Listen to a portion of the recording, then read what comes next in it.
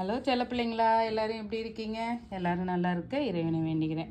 நேற்றுக்கு உங்கள்கிட்ட என்னோடய முகத்தை காட்டி பேசியிருந்தேன். எல்லோரும் ரொம்ப லைக்ஸ் கொடுத்துருந்தீங்க. ரொம்ப சந்தோஷம். வேவ்ஸும் நல்லா கொடுத்துருந்தீங்க.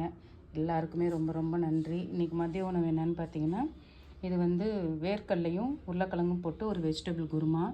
அப்புறம் பார்த்திங்கன்னா இது சுரைக்காய் சிறுபருப்பு போட்டு பொரியல் பண்ணியிருக்கேன். இது எல்லா கலர் குடமிளகாவும் போட்டு சும்மா வெங்காயம் ஒரு தக்காளி போட்டு அப்படியே வதக்கி வச்சுருக்கேங்க. இது மாங்காய், அப்புறம் தயிர். இதுதான் இன்றைக்கி மதியம் உணவு.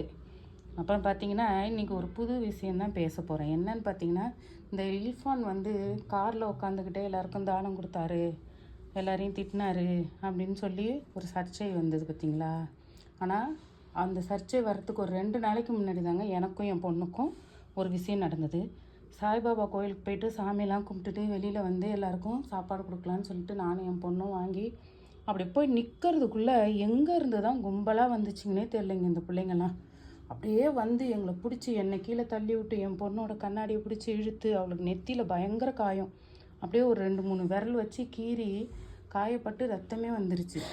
அப்போ நம்ம கோயிலுக்கு போகிறோம், போயிட்டு வெளில ஒரு தானம் கொடுக்கும்போது அது திருப்தியாக கொடுத்துட்டு வந்தால் தானே நமக்கு சந்தோஷம். அதனால் இல்ஃபான் பண்ணது தப்புன்னு நான் சொல்லவே மாட்டேங்க. ஏன்னா அவரோட சேஃப்டி முக்கியம் தானே. அவரோட ஒய்ஃபு கூட இருந்தாங்க, அதை பார்க்கணுமா இல்லையா? அதனால் அவரை பற்றி தப்பாக பேசாதீங்க. இந்த மாதிரி அனுபவங்கள் அவருக்கும் ஏற்பட்டிருக்கலாம். அதனால தான் அவர் அப்படி காரில் உட்காந்துட்டு கொடுத்துருந்துருப்பார். அதனால் தயவுசெய்து யாரும் விமர்சனம் பண்ணாதீங்க. பாய். வாழ்க வளர்க. நாளைக்கு இன்னொரு விழாக்கோடு உங்களை பார்க்குறேன்.